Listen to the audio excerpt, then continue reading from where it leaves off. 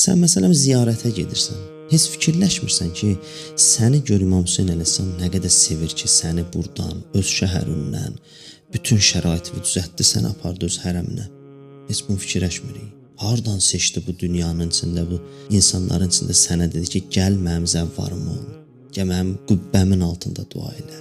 Gəl bir oranın o abu havasını gör, sənə bir onun küləyi dəysin, nəsim dəysin sənə, o rəhmət yeli dəysin sənə. Heç fikirləşmir ki, bu məhəbbətdir.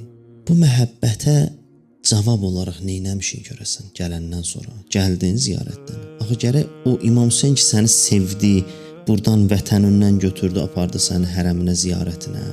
Bu sevgiyə cavab olaraq da gərək biz əməl eləyək. Oradan gələndən sonra gərək bütün əməlləri bir səndən hansı niyyət eləyəsən, o niyyətə ki, İmam Hüseyn ki, məni çox istəyib, İmam Hüseyn ki, mənə məhəbbət göstərib, o məhəbbətə cavab vermək istəyirəm ilahi.